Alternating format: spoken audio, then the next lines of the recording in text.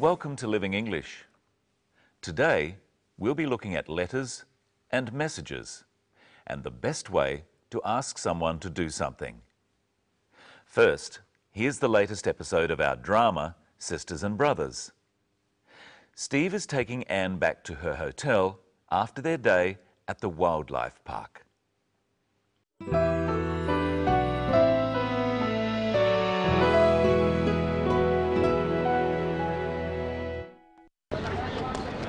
Did you have a good day? Very much. Yeah. Thank you for taking me. How about you? Of course. Not too boring? You must have been there 100 times. Not since I was a kid. It was great. Do you like Chinese food? I love Chinese food. I'm going to cook a Chinese meal for you and your family. Really? That'll be great. When? Friday? Fantastic. I'll see you then. Yes. Bye. Bye.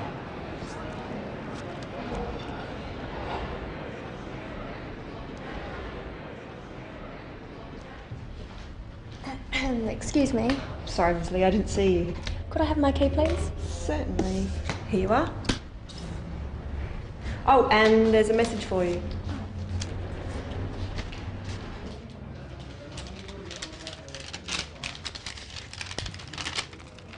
Dear Ms. Lee, please call my office. I have some news for you. John Barber, private investigator. What did the message say again? Let's have a closer look.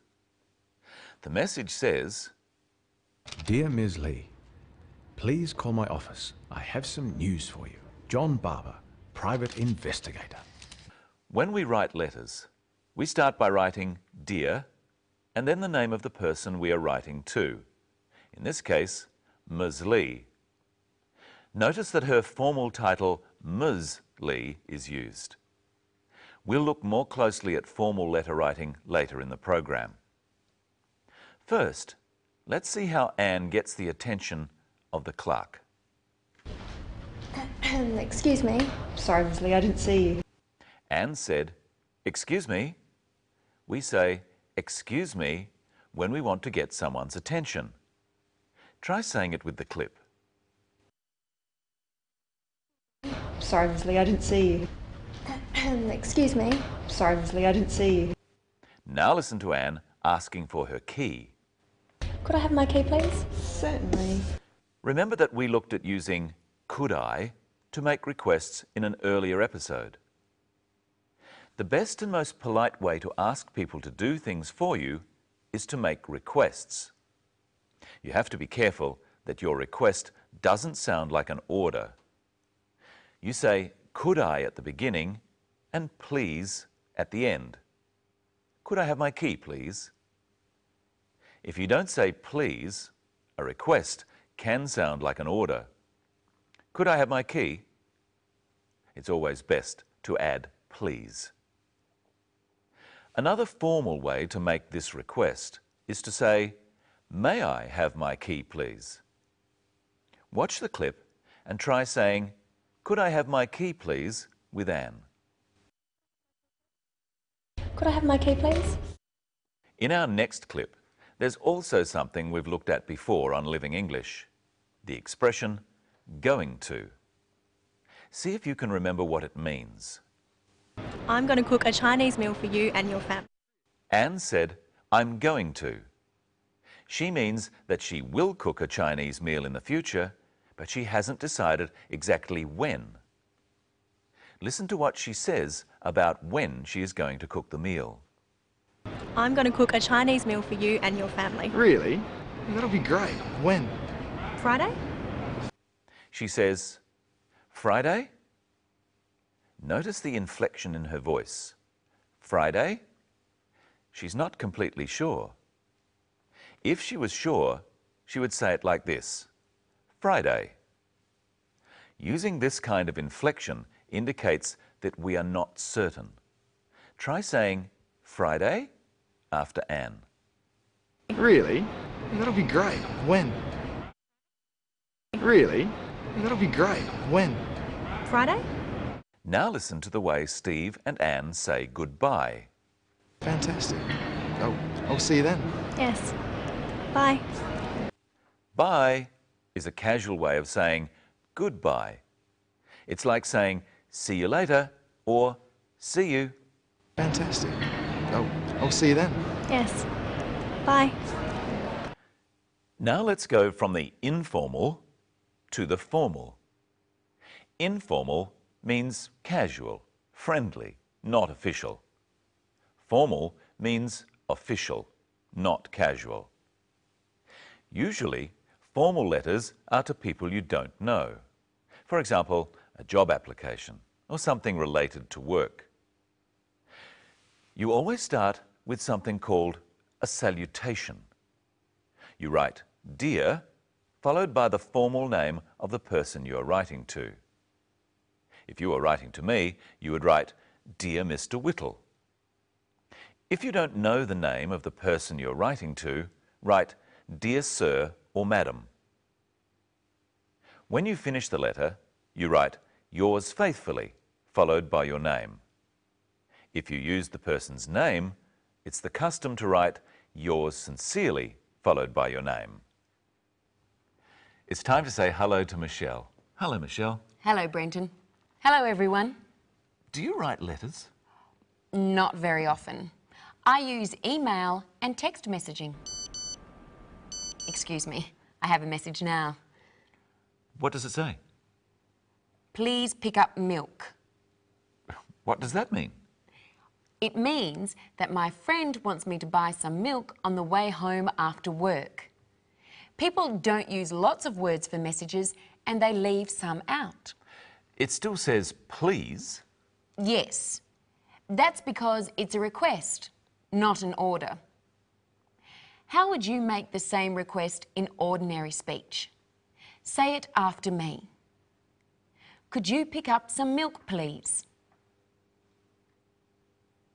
Let's listen again to Anne making a request. Could I have my key, please? Certainly. Here you are. Here you are. You say, here you are, when you give people things. Give it a try. Ask me for something. Okay. Could I have your phone, please? Yes. Here you are. Thank you. Now it's your turn. Say, here you are, with the clip. Could I have my key, please? Certainly. Could I have my key, please? Certainly. Here you are. Nice phone. Could I have my phone back, please? Here you are. Another message. What does this one say? It says, sorry, forget milk. What does that mean? It means that I don't have to buy the milk. I should forget about it. It doesn't say please, it says sorry. Why? Well, he's apologising for making me think I had to stop and buy some milk later. He doesn't write please because he's not asking me to do anything. We sometimes say sorry to be polite, like in this clip. Excuse me. Sorry, Miss Lee, I didn't see you. Try saying sorry, Ms. Lee, with the clip. Excuse me. Excuse me. Sorry, Miss Lee, I didn't see you. There are a few phrases in English which can be used to say sorry or apologise. Let's practice them. Sorry. That's okay.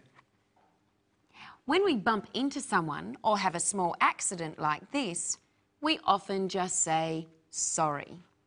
Try it at home. Sorry.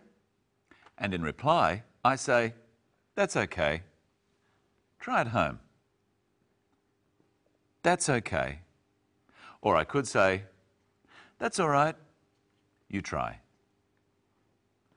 That's all right. And here's a common Australian phrase. No worries. You try. No worries. Let's look at some other ways of saying sorry. You can say, I'm sorry, or you can say, pardon me. Try it at home. Pardon me. Another way of saying it is, I beg your pardon. This is more formal. Try it after me. I beg your pardon. This is a more serious apology. Like this. I beg your pardon. So sorry. No worries. We use the same phrases if we don't understand something or don't hear it, and we want the person to repeat what they said. Excuse me, Yes. do you have the time? 8:30. I beg your pardon? It's 8:30. You can also use I'm sorry or sorry in the same way. Excuse me, Can I help you? do you have the time? 9:10. Sorry? It's 9:10. Thank you very much. But notice how the inflection changes from when we say sorry to apologise. We'll show you. Sorry. That's all right. Sorry? I said that's all right. There's no need to shout. Practice with me the different ways of saying sorry. Sorry. Sorry. I'm sorry. I'm sorry. Pardon me. Pardon me. I beg your pardon. I beg your pardon. Let's look at another clip now. You must have been there 100 times. Not since I was a kid. Anne says you must have, or you must have been there 100 times. What does she mean by that? She thinks it's certain that Steve has visited the wildlife park many times before. So I could say to Brenton, you must have seen a kangaroo before. Yes, I have. And Michelle, you must have been to Sydney. Yes, I have. Try at home saying you must have. First, been to the zoo. You must have been to the zoo. Flown in a plane. You must have flown in a plane. Had an ice cream. You must have had an ice cream before. There's one thing in that clip that's confusing, Michelle. What's that? Well, let's watch again. You must have been there 100 times. Not since I was a kid. Steve says, not since I was a kid. But a kid is a baby goat, isn't it? Yes. But kid is also slang for young boy or girl. So what are the other words for people at different ages? Well, we start off as a baby. The plural is babies. Then when we start to walk, we're called toddlers. Young boys and girls are called children. One is called a child. And then we are called teenagers, from the age 13 to 19. And then adults. And that's all we have time for today. Next time, we'll look at reporting the past and using did and didn't.